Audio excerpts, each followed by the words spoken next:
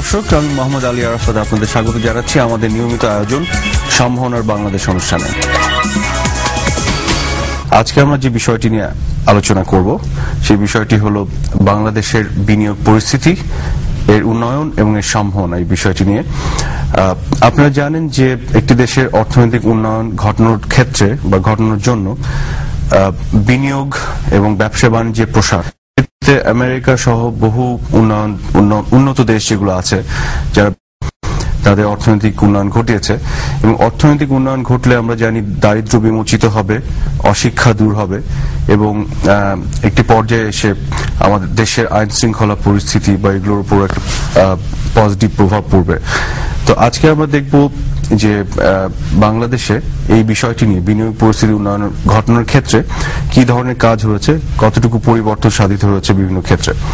আজকে আমাদের সাথে আলোচনায় আমাদের যে অতিথি যারা আছে আপনাদের সাথে পরিচয় করিয়ে দিই। আমার ডানে আছেন জনাব Ziaul Hasan Siddiqui, deputy governor, Bangladesh bank.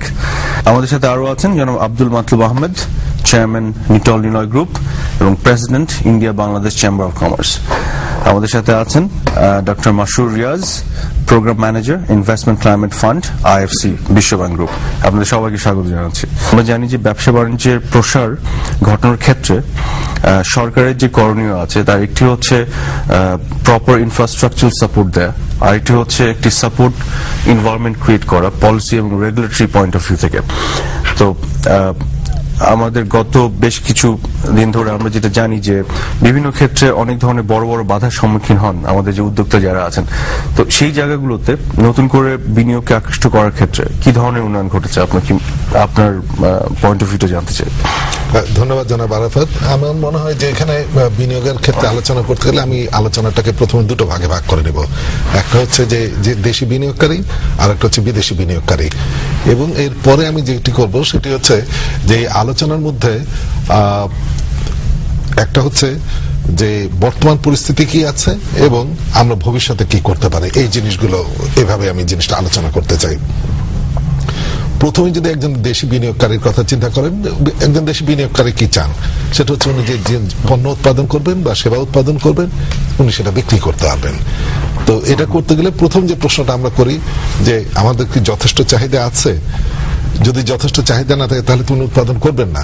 তো যথেষ্ট চাহিদা আছে কিনা সেটা বোঝার জন্য আমার মনে হয় 2007-08 উদাহরণই যথেষ্ট। আপনি লক্ষ্য করে থাকবেন যে আন্তর্জাতিক যে ব্যবসা এবং অন্যান্য যে অর্থনীতিগুলো আছে, বৈদেশিক অর্থনীতিগুলো, সেগুলো ঘোরতর শকের সম্মুখীন হয়েছে, কিন্তু বাংলাদেশের অর্থনীতি সেবা হয়নি।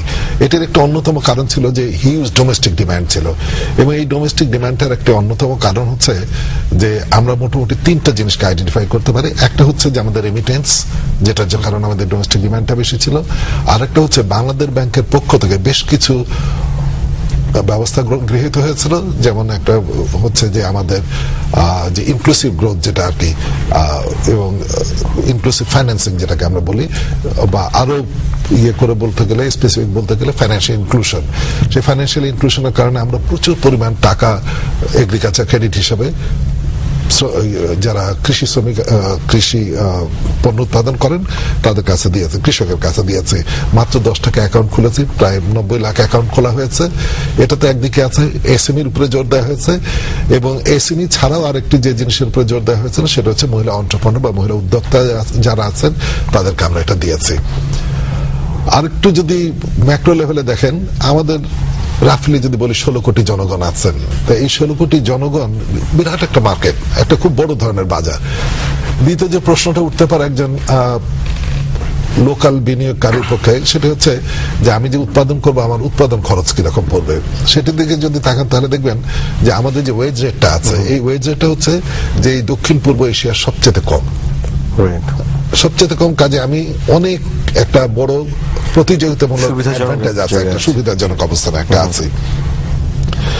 এছাড়া আমরা এর মধ্যে যদি পুঁজিবাজারের দিকে তাকান, পুঁজিবাজার থেকে টাকা তোলাটাও কিন্তু খুব বড় একটা সম্ভাবনা, এবং পুঁজিবাজারে টাকা তোলার অনেক ধরনের সুবিধা আছে এবং ইনসেন্টিভ আছে। এছাড়া সরকার বেশ কিছু প্রণোদনা দিয়েছেন, যেমন শিপবিল্ডিং এর জন্য বাংলাদেশ ব্যাংক থেকে ফিস গুলো আপনাকে অনেকটা যৌক্তিকীকরণ করা হয়েছে, অনেক কমিয়ে আনা হয়েছে, আরো সহজ বাংলায় বলে সাশ্রয়ী করা হয়েছে। অন্যদিকে আমরা যদি এক্সপোর্টের দিকে তাকাই তাহলে আমরা দেখব যে এক্সপোর্টে আমরা 3 ধরনের প্রণোদনা দিয়েছে সরকার, বর্তমান সরকার। তার মধ্যে একটি হচ্ছে যে আপনি যদি নিউ মার্কেট সার্চ করতে পারেন, নতুন বাজারে প্রবেশ করতে পারেন, তাহলে আপনি প্রণোদনা পাবেন। আরেকটা হচ্ছে আপনি যদি বাজারটাকে বহুমুখীকরণ করতে পারেন, ডাইভার্সিফিকেশন করতে পারেন, তাহলে পাবেন। আর মানে পণ্যটা যদি বহুমুখীকরণ করা যায় তাহলে একটা প্রণোদনা পাওয়া যাবে। আর আরেকটা জিনিস যেটা হচ্ছে যে ইডিএফ বলে একটি ফান্ড আছে, এক্সপোর্ট ডেভেলপমেন্ট ফান্ড, এটি থেকে আপনার সাশ্রয়ী সুদে টাকা ধার দেওয়া হয় এবং এটি এই এক্সপোর্ট ডেভেলপমেন্ট ফান্ডটা এটা $400 মিলিয়ন পর্যন্ত এটাকে বাড়িয়ে দেওয়া হয়েছে। তো এই সব জিনিসগুলো যদি আপনি একভাবে চিন্তা করেন তাহলে দেখবেন যে মোটামুটি আমাদের যে ধরনের প্রণোদনা দেওয়া দরকার সে সব ধরনের প্রণোদনা দেওয়ার, তার মানে দাঁড়াচ্ছে যে উদ্যোক্তা তো হবে দেশের জনগণ, এবং এই উদ্যোক্তা তৈরি এবং তাদেরকে প্রণোদনা দেওয়ার ক্ষেত্রে আপনার রেগুলেটরস হিসেবে যথেষ্ট কাজ করছেন এবং সেই তার মাধ্যমে প্রচেষ্টাগুলোর মাধ্যমে যে পরিবেশ তৈরি হচ্ছে তাতে আমরা ধরে নিতে পারি যে ব্যবসা বাণিজ্যের প্রসার ঘটবে এবং সম্পদ সৃষ্টি হবে সমাজে এবং কর্মসংস্থান আরো বাড়বে। আব্দুল মাতুব আহমেদ, আপনার কাছে জিজ্ঞেস করবো, আপনি তো প্রাইভেট সেক্টরকে রিপ্রেজেন্ট করছেন আমাদের এখানে আজকে, তো আপনার অভিমত কি? দেশের মানুষ জানতে হবে যে আমরা যারা প্রাইভেট সেক্টরে আছি আমরা কেমন আছি এবং দেশের সরকার আমাদেরকে কি দিচ্ছে, ভবিষ্যৎ প্রজন্ম কি পাচ্ছে। এবং সেই জন্য আমি প্রথমে বলি যে আমাদের দেশে এই সরকারের আমলেই কিন্তু সর্বপ্রথম আমরা শিল্প বান্ধব একটা বাজেট পেয়েছি। এটা সবচেয়ে বড় পাওয়া আমাদের, এবং অচিরেই আমরা শিল্প নীতি পাচ্ছি। এবং আপনারা জেনে এত খুশি হবেন যে বিগত দিনে আমরা যখন চেম্বার থেকে বাইরে ইনভেস্টমেন্টের জন্য যেতাম কিংবা রিকোয়েস্ট করতাম, সেখানে কিন্তু আমাদের ফলো আপে কিংবা তার রেজাল্টে কিন্তু আমরা সেরকম ভাবে ইনভেস্টমেন্ট পাচ্ছিলাম না। আচ্ছা, কিন্তু এবারে আমরা দেখছি, স্পেশালি আমরা ভারতের সাথে, যেহেতু আমার ভারত বাংলাদেশ চেম্বারের প্রেসিডেন্ট আমি, ভারতের সাথে আমরা অনেক দেন দরবার করছি যাতে আরো ইনভেস্টমেন্ট এখানে আসে। এবং আমরা দেখতে পাচ্ছি যে ইদানিং পুরো জিনিসটাই কিন্তু বদলিয়ে আসছে। ওদের যে কনফিডেন্স লেভেল অন বাংলাদেশ, আর হঠাৎ করে তারা এই বিগত 2 বছরে অনেক বেশি এগিয়ে এসছে। আপনারা জেনে তো খুশি হবেন যে নতুন নতুন ইনভেস্টমেন্ট, যেমন আরভিন ডেনিমস, ওরা 70 মিলিয়ন বা প্রায় 500 কোটি টাকা ইনভেস্টমেন্টের ওরা অলরেডি প্রোগ্রেস শুরু হয়ে গেছে। SRF group, plastic packaging, flexo packaging, নতুন, এরা 400 কোটি টাকার ইন্ডাস্ট্রি এখানে তারা দিচ্ছে। এছাড়াও আমাদের আমরা আইটি ডেলিগেশন নিয়ে গেছি টু হায়দ্রাবাদ, টু পুনা, টু মুম্বাই, কলকাতা, এবং সেখানে আইটি ওরা কোথায় চলে গেছে এটা আমাদের আইটি লোকরা ওরা দেখতে পেয়েছে। এমনকি আমাদের মন্ত্রী মহোদয় গিয়েছেন দেখার জন্য, এবং তারপর থেকে তারা ওখান থেকে আমাদের কথা হচ্ছে যে ভারতীয় যে বড় বড় আইটি কোম্পানি যাদের ব্র্যান্ড রয়ে গেছে তারা বাংলাদেশে আসো। শুনে খুশি হবেন, অলরেডি 2-3টা জয়েন্ট ভেঞ্চার হয়ে গেছে। জিটিটি, জেনসার, রামকো, গতকালকেও রামকো তারা প্রথম তারা এখানে ইন্টারাকশন করলো, এবং আরো বড় বড় কোম্পানি টিসিএস, সিএমসি লাইন ধরে আছে। They want to come to Bangladesh for investment. These are the changes that we can see from the private sector. Light engineering A auto parts বানানোর জন্য এখন ভারতীয়, থাইল্যান্ডের, তারপর মালয়েশিয়ার ওনারা এখানে আসছেন। পরপর আমরা ভিজিটর পাচ্ছি যে তোমাদের এখানে তৈরি করে তোমরা আমাদের দেশে দাও। এই নতুন নতুন প্রোডাক্ট, এবং সরকার কিন্তু লাইট ইঞ্জিনিয়ারিং সেল আজকে প্রায় 7-8 বছর ধরে কাজ করছে, একদিন কোনো কাজ রেজাল্ট পায়নি, এখন হঠাৎ করে সবগুলো আসছে। এরপরে দেখা যাচ্ছে ইনফ্রাস্ট্রাকচারে, রোডে, তারপরে ব্রিজে তারা কিন্তু এখন কনস্ট্রাকশন করার জন্য, যেমন মালয়েশিয়া থেকে যারা সেদিন আসলো, তারা আমাদের 4 লেনটা they want to invest money here. এই যে confidence level in the private to private sector, this is what I am trying to tell, এই জিনিসটা কিন্তু আমরা এখন নতুন ভাবে পাচ্ছি। এছাড়াও দেখা যাচ্ছে যে লেদারে কিন্তু আমরা একদিন ধরে জানতাম যে গার্মেন্টসটাই আমাদের সব হবে, এখন দেখা যাচ্ছে যে চামড়ার জুতো, এটার বড় বড় কোম্পানি, আজকেও একটা কোম্পানির সাথে আমার কথা হয়েছে যারা তাইওয়ান বেসড, এবং তারা বলতেছে যে এখানে আমরা কম করে হলো 500 কোটি টাকা আমরা ইনভেস্টমেন্ট করব শুধু on leather shoes, and we want to make the best shoe in the world. কেন জিজ্ঞেস করলাম, বলে তোমাদের এখানে যে এক্সপার্টিস যেগুলো আছে খুব তাড়াতাড়ি তোমরা শিখতে পারো, এবং এটা আমাদের কাছে চলে এসছে খবর, এবং আমাদের এখানে কোনো ব্যাপার না, we want to train your people and let them make the best shoes of the world. আমার মনে হয় এখানে সবচেয়ে বেশি গুরুত্বপূর্ণ যেটা সেটা হচ্ছে ভ্যালু এডিশনটা। জি, লেদারে কিন্তু চামড়া আমাদের সব, Right. হ্যাঁ আমাদের, তারপরে ওরা চলে আসবে, আমরা কিন্তু অনেক কিছু পাবো। এবং দেখেন এই লেদার গুডস এর ব্যাপারে কিন্তু সরকার কতটা চেষ্টা করছেন, ওনারা কিন্তু ইনসেন্টিভ প্যাকেজও দিয়েছেন। কিন্তু আমি সোজা বলে দিই, এই ইনসেন্টিভ বা প্রণোদনা এগুলো কিন্তু আমাদের খুব একটা প্রয়োজন হয় না। এটা সরকারের যেটা ওনারা দেন ঠিক আছে, কিন্তু তার চেয়ে বেশি আপনারা যেটা করা উচিত সেটা হলো যে আপনারা ব্যাংকের সুদের হার দেখেন। এই একই কোম্পানি বলে গেল আজকে যে চায়নাতে তারা 4% ঋণ পাচ্ছে, তাইওয়ানের কোম্পানি তাইওয়ানে তারা 2% ঋণ পাচ্ছে। ওরা শুনে অবাক হয়ে গেল যে তোমাদের 12% ঋণ নিতে হবে, তাহলে কি আমি বিদেশ থেকে টাকা আনবো? ঋণ না নিয়ে লোক গেলাম যে না, আমরা 12% করেও কিন্তু আমরা প্রফিট করতে পারছি। এবং তাদেরকে কনফিডেন্স দিয়েছি যে বাংলাদেশে 12% তুমি ঋণ নিলে দেবে, কিন্তু তুমি টাকা জমা রাখলে তুমি 10% 9% পাবে। এইটাও তারা অবাক হয়ে গেছে যে এত টাকা পাওয়া যায় নাকি। মোট কথা যেটা বলতে চাচ্ছি যে দুটো জিনিস আমাদের সরকারের করা উচিত একটু আমাদের এই ইনভেস্টমেন্টটাকে এনকারেজ করার জন্য। সর্বপ্রথম হলো ব্যাংকের সুদের হার কমাতে হবে। এখন এইটা কোথায় যে বাধা, এটা রেগুলেটর ওনারাই বুঝতে পারেন, কিন্তু এই জিনিসটা আমাদেরকে একটা বিরাট একটা বাধা দিচ্ছে। আপনার এই প্রশ্নের উত্তর আমরা শুনবো, আমাদের আছেন ডেপুটি গভর্নর সাহেব। তো তার আগে আমি একটু ডক্টর মাসুর রিয়াজ আপনার কাছে, বাংলাদেশের গত 2 বছর ধরে মানে অনেক ক্ষেত্রে উন্নয়ন ঘটেছে, অনেক ক্ষেত্রে বাংলাদেশ বড় ধরনের কিছু পরিবর্তনের জায়গা তৈরি হয়েছে। তো এই বিষয়টি নিয়ে আপনি যদি বলেন, একটি হচ্ছে কি কি উন্নয়নগুলি ঘটেছে এবং আরো অপরচুনিটিস কোথায় কোথায় আছে আর ফার্দার ইমপ্রুভমেন্ট। চমৎকার একটি প্রশ্ন এবং ভেরি টাইমলি। এই ডুইং বিজনেস 2011 রিপোর্টটা মাত্র নভেম্বরের প্রথম সপ্তাহেই প্রকাশিত হয়েছে এবং আপনি যে বললেন খুব যথার্থভাবেই যে বাংলাদেশের র্যাঙ্কিং এর তালিকায় বাংলাদেশের স্থান আগের চেয়ে বেশ কয়েক ধাপ এগিয়ে গেছে। তো আমি জাস্ট ডুইং বিজনেস রিপোর্টটাতে যাওয়ার আগে একটু বলতে চাই যে ডুইং বিজনেস রিপোর্টের মাধ্যমে যেটা আসলে উঠে আসে সেটা হচ্ছে পৃথিবীর 183টা দেশের মধ্যে একটা কম্পারেটিভ র্যাঙ্কিং, একটা তুলনামূলক অ্যাসেসমেন্ট যে প্রতিটা দেশের ব্যবসা বা বিনিয়োগের পরিবেশ কতটা সহজ, কতটা ব্যবসায়ী বান্ধব, সেটারই একটা রিফ্লেকশন বা প্রতিবিম্ব হচ্ছে এই ডুইং বিজনেস রিপোর্টের মাধ্যমে বেরিয়ে আসে। তো বাংলাদেশের জন্য ব্যবসা বিনিয়োগ বা ব্যবসা পরিবেশের যে গুরুত্বটা সেটা আসলে খুব বেশি বলার অপেক্ষা রাখে না। বাংলাদেশ আপনি জানেন, এবং এই বিনিয়োগ এবং বিনিয়োগ পরিবেশের গুরুত্বটা দেখতে হবে দারিদ্র বিমোচন এবং বাংলাদেশের সার্বিক উন্নয়নের যে দীর্ঘমেয়াদী পার্সপেক্টিভ সেখান থেকে। বাংলাদেশে এখনো অ্যাবাউট 40% লোকের তারা দারিদ্র সীমার নিচে বসবাস করে। বাংলাদেশ 2021 সালের মধ্যে একটি মধ্যম আয়ের দেশ বা মিডল ইনকাম কান্ট্রি হওয়ার জন্য কাজ করে যাচ্ছে। তো এই দুটো জিনিসের জন্য যেটা খুব গুরুত্বপূর্ণ সেটা হচ্ছে ইকোনমিক গ্রোথ, অর্থনৈতিক প্রবৃদ্ধি। দেখা গেছে যে পৃথিবীর সব জায়গাতেই উন্নত দেশে রিসেন্ট সাকসেস স্টোরিজ যেগুলা ইন্ডিয়া, চায়না, কোরিয়া, সব জায়গায় অর্থনৈতিক প্রবৃদ্ধি বা গ্রোথ একটা সরাসরি পজিটিভ এফেক্ট রাখে দারিদ্র বিমোচন এবং সার্বিক উন্নয়নে। এখন ইকোনমিক গ্রোথ বাংলাদেশ কিন্তু গত 2 দশক ধরে বেশ ইমপ্রেসিভ পারফরমেন্স, এভারেজে 6% মেনটেন করে যাচ্ছে এবং this is a very commendable effort. কিন্তু এই দারিদ্র বিমোচন এবং মধ্য আয়ের দেশে পরিণত হতে হলে বাংলাদেশের এই গ্রোথ রেটটাকে আরো বাড়াতে হবে, 8%-এর দিকে নিয়ে যেতে হবে। এবং এটাকে 8%-এ নিতে গেলে সর্বাধিক প্রয়োজন যেটা সেটা হচ্ছে বিনিয়োগ বাড়ানো।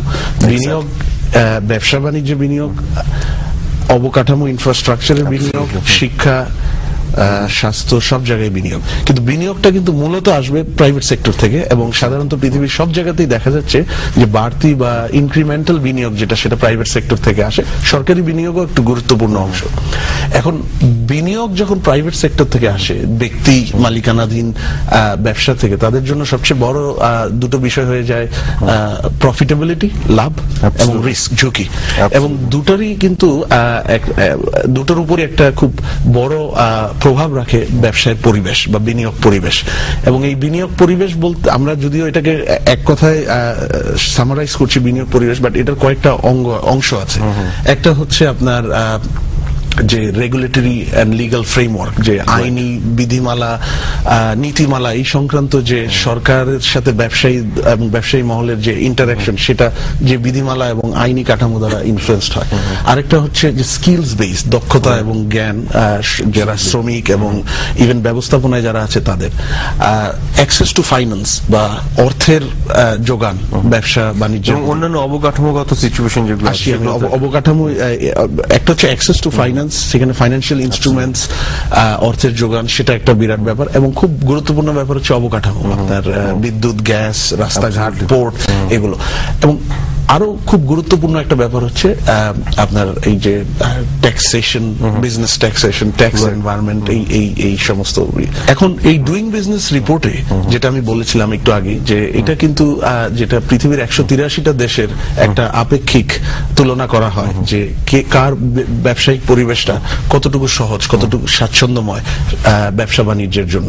এবং এইবার 2011 যেটা ডুইং বিজনেস রিপোর্টটা সবসময় আগের বছর প্রকাশ করা হয়, এই বছর যেটা প্রকাশ করা হলো এটাকে নামটা দেওয়া হয় পরের বছরের জন্য। আচ্ছা, সো ডুইং বিজনেস 2011 যেটা নভেম্বর মাসে প্রকাশিত হলো, সেটা অনুযায়ী বাংলাদেশের অবস্থান গ্লোবাল র্যাঙ্কিং এ 183টি দেশের মধ্যে 111 থেকে 107-এ উন্নীত হয়েছে। এবং পরপর 2 বছর, গত 2 বছর ডুইং বিজনেস 2009 এবং ডুইং বিজনেস 2010, 2 বছরই কিন্তু এখানে বাংলাদেশের একটা অবস্থানটা নেমে গেছিল। এই 2 বছর পরে গত 1 থেকে 1.5 বছরে যে বিভিন্ন সংস্কারমূলক কাজ হয়েছে, সেটারই প্রতিফলন হয়েছে এবার বাংলাদেশের যে অবস্থানটা উন্নত হয়েছে 111 থেকে 107। এখন একজন কাছে মনে হতে পারে মাত্র তো 4 ধাপ এগিয়েছে, কিন্তু এই 4 ধাপ আগানো কিন্তু ডুইং বিজনেসে একটা বিরাট সাফল্যের ব্যাপার। কারণ আপনি কিন্তু একাই সংস্কার বা ইমপ্রুভমেন্ট করছেন না, 183টা দেশের প্রায় সবাই কম বেশি ইমপ্রুভমেন্ট আনছে তাদের বিজনেস এনভায়রনমেন্টে, এবং সেখানে সেগুলোকে ডিঙিয়ে 107-এ 4 ধাপ আগানো একটা বিরাট ব্যাপার। এবং এটা ফ্রগ হয়েছে কিছুটা বেশ। এবং যেটা দুটো খুব ভালো বিষয় এই 107-এর মধ্যে অ্যাকচুয়ালি ইনক্লুডেড, একটা হচ্ছে বাংলাদেশ কিন্তু ডুইং বিজনেস 10টা এরিয়ার মধ্যে, সেখানে ব্যবসা করার 10টা এরিয়াতে যে দেশের যে ব্যবসা করার সহজ স্বাচ্ছন্দ্য সেটাকে পরিমাপ করা হয়। এর মধ্যে একটা হলো ব্যবসা শুরু করার বা বিজনেস এন্ট্রি, সেটা একটা এরিয়া। এবং এই বিজনেস এন্ট্রিতে বাংলাদেশ এবার টপ 10 ওয়ার্ল্ডের মধ্যে, 183টা দেশের মধ্যে টপ 10 রিফর্মার মধ্যে জায়গা করে নিয়েছে। তার মানে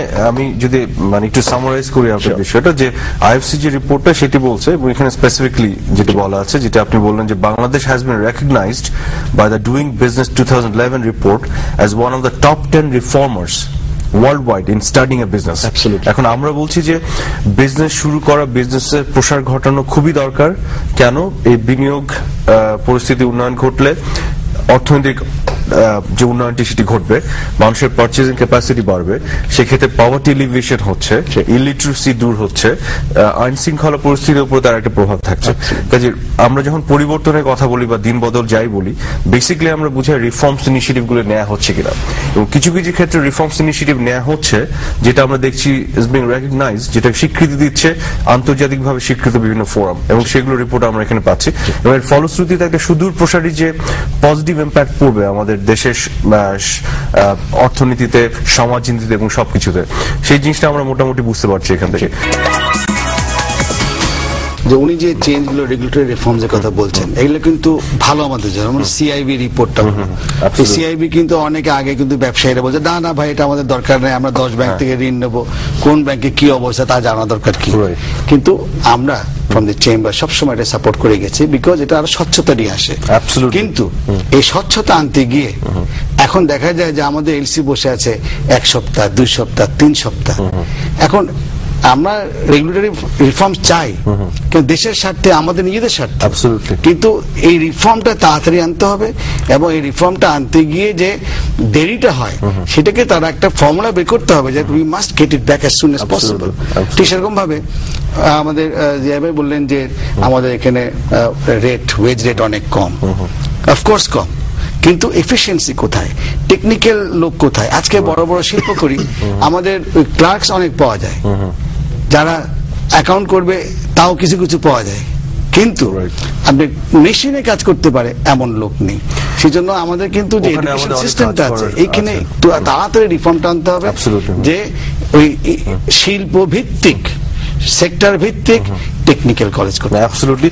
মানে আরেকটি ইনফরমেশন আপনাদের দিতে চাই, সেটি হচ্ছে যে 2009-2010 সালে নতুন বিজনেস রেজিস্ট্রেশনের যে গ্রোথ সেটি 100%, 100% হয়েছে। এবং 100% হওয়া এটা একটা ইন্ডিকেটর যে তার মানে বিজনেস করার জন্য যে সাপোর্ট এনভায়রনমেন্ট ক্রিয়েট হচ্ছে বলেই। হ্যাঁ, এটা হলো যে নাম রেজিস্ট্রি যখন আমরা লিমিটেড কোম্পানি করি আমাদের নামটা ক্লিয়ার করতে হয়। আগে নাম ক্লিয়ার করতে আমাদের 7 দিন লাগতো, তারপরে যখন আমরা এই 7 দিন আমরা অনেক সময় 7 দিনে পারতাম না। কিন্তু এখন যেটা হচ্ছে, যেটা একটু আগে শুনলাম আমরা এখন ইন্টারনেটে কিন্তু নাম পেয়ে যাচ্ছি এবং অন দি স্পট পেয়ে যাচ্ছি, কিন্তু সেখানেও একটা বাধা রয়ে গেছে। বাধাটা হলো ওই 100 টাকা জমা দিতে হবে, সেটা আবার গিয়ে কোনো ব্যাংকে দিতে হবে। তো এগেইন যে ইমপ্রুভমেন্টটা নিয়ে আসছে, আরেকটু ইমপ্রুভমেন্ট দরকার। এই 100 টাকা কেন আমি গিয়ে আবার দিয়ে আসবো, এটাও কিভাবে দেওয়া যায় সেটা ব্যবস্থা। ইমপ্রুভমেন্টের তো কোনো শেষ নেই, আমরা আরো এগিয়ে যাব, কিন্তু যে এগিয়ে যাওয়া হয়েছে এখন পর্যন্ত সেগুলো নিয়ে আমরা আলোচনা করছি, আর অপরচুনিটি নিয়ে আমরা আলোচনা করবো, আর কোথায় কোথায় এগিয়ে যাওয়ার সুযোগ আছে সেগুলো নিয়ে আমরা আলোচনা করবো। আমি জাস্ট একটু 10টা সেকেন্ড মাতলুব সাহেবের এই কথাটার সাথে একটু অ্যাড করতে চাই, যেটা উনি it is very encouraging to see যে প্রাইভেট সেক্টর এই ধরনের রিফর্ম ওয়েলকাম করছে, এবং যেটা ওনার ভয় যে রিফর্মের সাথে যদি আবার মানে অন্য কোনো ঝামেলা নতুন করে যুক্ত হয় সেটা হয়তো রিফর্মের যথার্থতা থাকবে না। কিন্তু এই ক্ষেত্রে আমি একটু মাতলুব সাহেবকে রিঅ্যাসিওর করতে চাই, যেটা জিয়াউল হাসান সিদ্দিকী সাহেবও আমার সাথে এগ্রি করবেন, সিআইবিতে এখন একটি কাজ চলছে যেটা আপনার 3 থেকে 15 দিন একটা সিআইবি ক্লিয়ারেন্স পেতে লাগে। এটাকে কিন্তু complete automation and business process reengineering এর মাধ্যমে রিয়েল টাইমে নিয়ে আসা হচ্ছে, এবং এটার সাথে ডিএফআইডি এবং আইএফসি তারা যৌথভাবে, ডিএফআইডির অর্থায়ন এবং আইএফসির টেকনিক্যাল অ্যাসিস্ট্যান্সের মাধ্যমে বাংলাদেশ ব্যাংকের তত্ত্বাবধানে এই কাজটা হচ্ছে। জানুয়ারি থেকে আপনারা প্রাইভেট সেক্টর আশা করি এই সিআইবি রেফারেন্সটা 3 দিন বা 15 দিনের জায়গায় রিয়েল টাইমে পাবেন। ব্যাংক আপনার ডেটা দিয়ে বাটন প্রেস করার 5 সেকেন্ডের মধ্যে এই সিআইবি রেফারেন্সটা চলে আসবে। এবং রেজিস্টার অফ জয়েন্ট স্টক কোম্পানির ক্ষেত্রেও ওখানে কিন্তু শুধুমাত্র যে কারণে রিফর্মটা রেকগনাইজ হয়েছে, এটার মূল কারণটা হচ্ছে টোটাল 44 দিন থেকে এটাকে 19 দিনে নামিয়ে আনা হয়েছে। এর মধ্যে একদিন হচ্ছে আপনার যেটা আপনি বললেন নাম রেজিস্ট্রেশনের, বাকি 18 দিন হচ্ছে ভ্যাট এবং টিন রেজিস্ট্রেশনের জন্য সেটা লিঙ্কড এই দুটো। এবং আপনি শুনে খুশি হবেন যে এই সরকারের অন্যান্য উদ্যোগের মধ্যে এনবিআরও এগিয়ে আসছে একটা উদ্যোগ নিয়ে, যে টিন এবং ভিএটি রেজিস্ট্রেশন কিভাবে আরো সহজ করা যায়। আমরা আইএফসি থেকে অলরেডি এটা নিয়ে এনবিআর এর সাথে অনেক চিন্তা ভাবনা করছি, এবং there is a big demand within NBR to actually simplify. বিনিয়োগের কথা বলছি, বৈদেশিক বিনিয়োগের ক্ষেত্রেও যে অপরচুনিটি আছে বাংলাদেশে, আমাদের এখানে আমাদের কি কি স্ট্রেংথ আছে বৈদেশিক বিনিয়োগকে আকৃষ্ট করার ক্ষেত্রে, এবং আমরা জানি ভেরি রিসেন্টলি কিছু ডেভেলপমেন্ট হয়েছে, আপনার কাছ থেকে শুনবো আমরা। আমি দর্শকদের জন্য খুব সহজ ভাষায় এটা একটা উদাহরণ দিতে চাই। মনে করুন আফগানিস্তান আমি ইনভেস্ট করব, অনেক প্রফিট আছে, আমি কি যাব? প্রশ্নটা হচ্ছে ওইখানে আমার রিস্কটা কি? তো এটাকে আমরা কান্ট্রি রিস্ক বলি, সহজ ভাষায় কান্ট্রি রিস্ক বলি। এবং এই কান্ট্রি রিস্কটাকে মাপার জন্য আমি যতই বলি না কেন যে আমার দেশে কোনো রিস্ক নাই, লোকেরা মানবে না। এটার জন্য আন্তর্জাতিকভাবে স্বীকৃত গ্রহণযোগ্য কোন প্রতিষ্ঠান, 3টি প্রতিষ্ঠান আছে মূলত, একটাকে আমরা বলি S&P, একটাকে বলি মুডি, আর একটাকে বলি ফিচ। এবং এদের মধ্যে 2টি কোম্পানি S&P এবং ফিচ, S&P এবং মুডিজ, তারা আমাদের এটাকে ক্রেডিট রেটিং করেছে বাংলাদেশকে। এবং আপনি শুনলে খুশি হবেন, আমাদের যে ক্রেডিট রেটিংটা করা হয়েছে সেটি কিন্তু আপনার এই সাউথ ইস্ট এশিয়াতে একমাত্র ভারত আমাদের পরে আছে। এছাড়া আমরা ফরেন এক্সচেঞ্জের বিষয়ে আমরা কিন্তু উই আর ইকুইভ্যালেন্ট টু, আমরা সমতুল্য, ফিলিপিন্সের সমতুল্য। আমি কিছুদিন আগে দুবাই লন্ডন যাচ্ছিলাম, তো এখানে দুবাই এক ইন্ডিয়ান ভদ্রলোকের সাথে দেখা। তিনি আমাকে খুব অবাক হয়ে জিজ্ঞেস করছেন যে এটা তো তোমরা, এটা তো একটা, তার ভাষায় বলি ওয়েল কেপ্ট সিক্রেট। হ্যাঁ, আমরা তো চিন্তা করিনি বাংলাদেশ কখন নিঃশব্দে এতটা এগিয়ে গেছে। এটা আমার মনে হয় যে একটা খুব মানে রীতিমতো পুলকিত হওয়ার মতো একটা বিষয়। আরেকটা ছোট্ট ঘটনা বলি আমি, আপনার কিছুদিন আগে ওয়াল স্ট্রিট জার্নালে একটা লেখা বেরিয়েছে, বাংলাদেশ নো লঙ্গার এ বটমলেস বাস্কেট। 71 সালে যদি কেউ বাজি লাগতো বাংলাদেশ এবং পাকিস্তান এই দুটো রাষ্ট্রের মধ্যে কোনটি এগিয়ে যাবে, তাদের ভাষা হচ্ছে যে কোন ধরনের চিন্তাধারী লোকে পাকিস্তানের পক্ষে ভোট দিত, কিন্তু আজকে একই জিনিস যদি আপনি বাংলাদেশের উপরে করেন, যে একই প্রশ্নটা করেন যে আগামী 10 বছরে বাংলাদেশ এগোবে বেশি না পাকিস্তান এগোবে বেশি, ওই পত্রিকার ভাষ্য অনুযায়ী এটা কোনো প্রশ্নই হতে পারে না, ডেফিনেটলি সবাই বাংলাদেশের কথাই বলবে। এটা একটা। আরেকটা জিনিস দেখেন যে ব্রিক্স এর পরে কোন 11টা দেশ বেরিয়ে আসবে, এটা আমাদের গোল্ডম্যান স্যাক্স করেছে, এবং গোল্ডম্যান স্যাক্স বলেছে যদি আসে এই 11টার মধ্যে বাংলাদেশ থাকবে। ব্রিক্স এর বিষয়টি একটু যদি ভেঙে বলেন আমাদের সাধারণ দর্শকদের উদ্দেশ্যে। ব্রিক্স হচ্ছে যে গোল্ডম্যান স্যাক্স বের করার চেষ্টা করেছে যে এরপরে কোন দেশগুলো আসবে। প্রথমে তারা ব্রাজিল, রাশিয়া এবং ইন্ডিয়া, চায়না, যাদেরকে আপকামিং এদেরকে বলা হয়েছে ইকোনমি হিসেবে দেখা হচ্ছে। এবং এটার পরে প্রশ্নটা উঠছে যে এরপরে কে আসবে, এরপরে যে 11টা আসবে সেই 11টার মধ্যে বাংলাদেশকে আনা হয়েছে। এবং আরেকটি কোম্পানি আছে আপনি জানেন, জেপি মর্গান বলেছে ফ্রন্টিয়ার 5, মানে আগামী 5টার মধ্যে বাংলাদেশকে তারা নিয়ে আছে। আচ্ছা আচ্ছা আচ্ছা। এই সব বিষয় আর ডুইং বিজনেসের ব্যাপারে আইএফসি এগুলো বলেছে। কাজে আন্তর্জাতিক মানদণ্ডেই আমরা এখন স্বীকৃত এবং একটা দেশ যাদের রিস্ক কম, এবং আমাদের একটা ওখানে একটা পজিটিভ ইমেজ ডেভেলপ হচ্ছে, এবং তার চেয়ে বড় কথা সেখানে একটা খুব আছে, আউটলুকের জন্য একটা করা হয়, ওরা কোয়ালিটেটিভ একটা জাজমেন্ট দেয়, এটাকে পজিটিভ, নেগেটিভ বা স্টেবল বলে।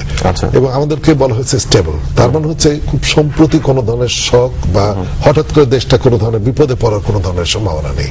এর মধ্যে আমাদের সবচেয়ে বড় যে মোটিভেশনস এর জায়গাটি, যে আমরা খুব ভিজিবল কিছু চেঞ্জ, পরিবর্তনের বিষয়গুলি দেখছি, এবং আমরা এটাও দেখতে পাচ্ছি যে ফলশ্রুতিতে ফিউচারে এটার যে ইম্প্যাক্টগুলি আসবে। যেন মাসুর রিয়াজ, আপনার মন্তব্য শুনতে যাচ্ছি। এখন কথা হচ্ছে যে অপরচুনিটি যেটা আপনার হরাইজনে দেখা যাচ্ছে, দিগন্তে দেখা যাচ্ছে, সেটাকে আপনি নেওয়ার জন্য আপনি প্রস্তুত আছেন নাকি, এবং আপনার যে প্রস্তুতির যদি কোনো জায়গায় কিছু কমতি থাকে সেটা কিভাবে খুব তাড়াতাড়ি পূরণ করা যায়, সেটাই হচ্ছে আই থিঙ্ক এখন সবচেয়ে বড় প্রায়োরিটি।